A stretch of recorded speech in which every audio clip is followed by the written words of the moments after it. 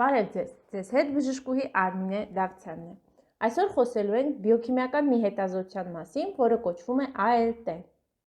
ALT-ն ալանին ամինոտրանսֆերազը հանդիսանում է ֆերմենտ, որը մասնակցում է ամինաթթուների փոխանակությանը։ ALT-ի ամենամեծ ակտիվությունը հայտնաբերվում է լյարդում։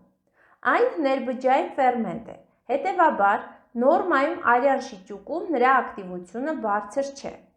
Սակայն ALT-ով հարուստ բջիջների վնասման դեպքում այն դուրս է գալիս այդ բջիջներից և բարձրանում է նրա քանակությունը արյան շիճուկում։ Արյան մեջ ALT-ի մակարդակի նորման տարբեր լաբորատորիաներում կարող է լինել տարբեր, կախված մեթոդաբանությունից։ Կրկնակի հետազոտման դեպքում ցուցանիշի փոփոխությունները վերահսկելու համար ցանկալի է արյունը հանձնել նույն լաբորատորիայում։ Անհրաժեշտ է նշել նաև, որ ALT-ի բարձրացումը չի նշանակում անմիջապես լուրջ հիվանդություն։ Նախ պետք է հասկանալ բարձրացման պատճառները։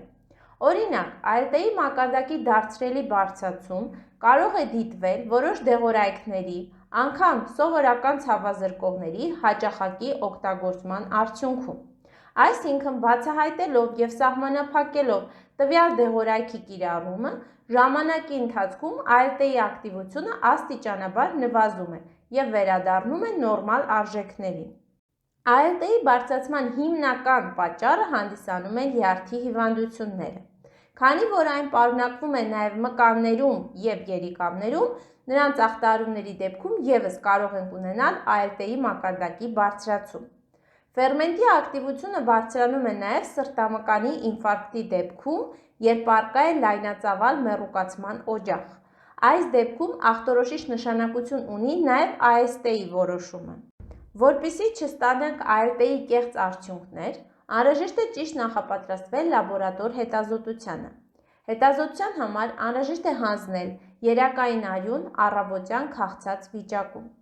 Հետազոտությունից առաջ խուսափել ալկոհոլի և դեղամիջոցների օգտագործումից։ Նախորդ օրը խուսափել նաև սննդային ծանրաբեռնվածությունից, որ դեպքերում է ցուցված հանձնել անալիզ։ Ալկոհոլի չարաշահման և հաճախակի դեղորայքի կիրառման դեպքում։ Լյարդի հիվանդությունների ախտորոշման և տարբերակիչ ախտորոշման նպատակով։ Քրոնիկական հիվանդությունների պարագայում։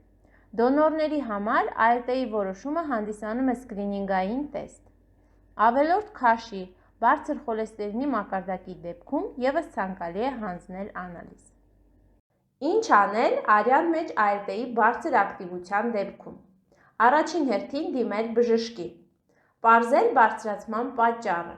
Քանի որ բարձրացումը պայմանավորող գործոնը բացահայտելու և բացառելու դեպքում ժամանակի ընթացքում կիջնի նաև ALT-ի մակարդակը։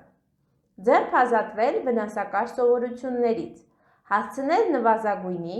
ալկոհոլի և անհարկի դեղորայքի կիրառումը, վերականգնել նորմալ քաշը, սնվել առողջ, ունենալ բավարար ֆիզիկական ակտիվություն։